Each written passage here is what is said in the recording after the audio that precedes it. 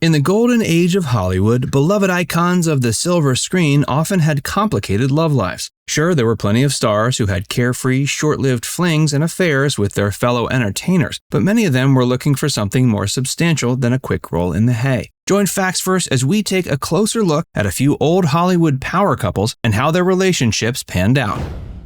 Humphrey Bogart and Lauren Bacall. Bogart and Bacall met and almost immediately fell in love while on set of their 1944 film To Have and Have Not. When they first became acquainted, Bogart was 44 and Bacall was 19. The two quickly developed an intense emotional bond, and Humphrey, who was already a legend by that time, became Lauren's mentor. When they met, Bogart was still married to his wife Mayo Metho, so to keep their affair under wraps, Bogart and Bacall exchanged passionate love letters. Months after filming wrapped up, Bogart and Bacall reunited once again when they were both cast in the film The Big Sleep. For a while, Bogart was conflicted. On the one hand, he felt a sense of duty towards his marriage. On the other, he had fallen so deeply in love with young Bacall. Ultimately, he filed for divorce from Metho in early 1945. Bogart and Bacall then married in a somewhat private ceremony on May 21, 1945. The couple went on to appear in two more films together, Dark Passage and Key Largo. Besides working well together on screen, they also became known for having one of the most glamorous romances in Hollywood. In 1949, Bacall gave birth to a son. 3 years later, the couple welcomed a daughter into their lives. Sadly, though, their marriage came to an abrupt end when Bogart died of esophageal cancer at age 57 in 1957. Hey, if you're enjoying this video so far, be sure to give it a like and subscribe to Facts First if you haven't already, and stick around for more Hollywood romances. Spencer Tracy and Katherine Hepburn. Theirs was one of the most beloved romances in show business. Spencer Tracy and Katherine Hepburn began the love affair of their lives in 1941. At the time, however, their union proved quite controversial, as Tracy was still married to his wife, Louise Tracy, whom he'd walked down the aisle with in 1923. Spencer and Louise's marriage started out happily enough, but was quickly marred by troubles and infidelity. After Spencer fell in love with Hepburn while they were both working on the set of the 1941 picture Woman of the Year, the two seasoned stars developed an intense relationship that lasted until Spencer's death 26 years later. At first, Spencer tried his best to keep the relationship a secret. He didn't want the public, or especially his wife, to find out. But inevitably, it became one of those Hollywood open secrets. Neither Spencer nor his wife ever attempted to get a divorce. Hepburn also didn't fight for one and didn't seem interested in getting married. As Spencer's health began to deteriorate, Katherine stood by his side. The two remained close and still deeply in love until Tracy's death of a heart attack at age 67. Marilyn Monroe and Joe DiMaggio.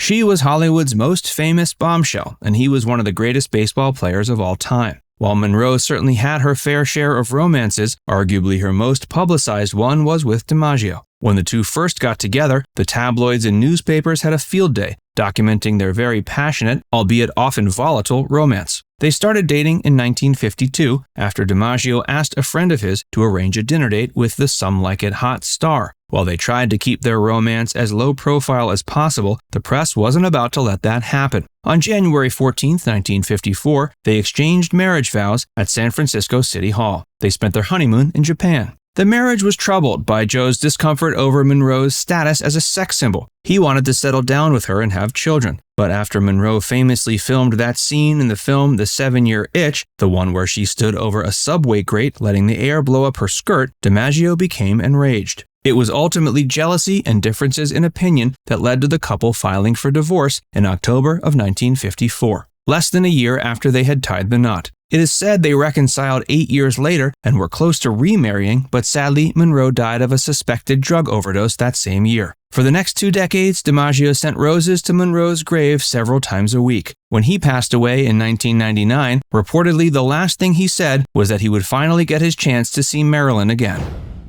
Rita Hayworth and Orson Welles. Rita was one of the most glamorous stars in Hollywood in the 1940s. Orson Welles was 22 years old when he and his business associate John Houseman founded the Mercury Theater Stage Company. When he was 24, he signed a rather lucrative deal to write, direct, and produce 2 motion pictures and act in another 2 for RKO. Those 2 films were The Magnificent Amberson and Citizen Kane, both of which became known as 2 of the greatest films in history. Despite his accomplishments, Wells was still considered a bit of an outcast in Tinseltown. People found him hard to work with and too demanding, but perhaps that's also what made him one of the greats. While filming The Magnificent Amberson, Wells stumbled upon a photo of Rita Hayworth in a magazine. At the time, she was one of the most famed pinup girls during the Second World War. She was also a promising up-and-coming actress. Hayworth turned down Wells several times when he called her up to ask her out. She was going through a divorce from her much older and intensely controlling first husband, so perhaps she was trying to take things easy until the dust settled on that. Eventually, however, she agreed to a dinner date with Wells. Right off the bat, the two clicked. Hayworth appreciated that Wells had experienced a challenging upbringing, as she did. She also felt heard and understood by Orson, who took the time to really listen. The couple eloped in Vegas in September of 1943 while Hayworth was filming CoverGirl. While Hayworth's studio head was furious that she had gotten married, the press loved every bit of it. Hayworth gave birth to a daughter the following December, but unfortunately their marriage quickly fell apart when Wells started sleeping around. It didn't make things any easier that he devoted practically all of his time to his work, and both stars started experiencing severe money issues. Even though she'd already left him, Hayworth agreed to star in Wells' movie The Lady from Shanghai. She didn't want to do it initially, but she desperately needed the money. After that film, Hayworth moved back in with Wells, but their reconciliation was short-lived. The two divorced in November of 1947. Both stars had rough lives after the divorce, but Hayworth's was far more troubled. She married several more times, each one ending in divorce. She also battled alcoholism and mental illness before being diagnosed with Alzheimer's in 1981. Not long after, Orson approached Hayworth at a party. It took her several minutes to realize who he was, despite the fact that she had once considered him the great love of her life. Hayworth passed away in 1985, and Wells 2 years later. Lucille Ball and Desi Arnaz.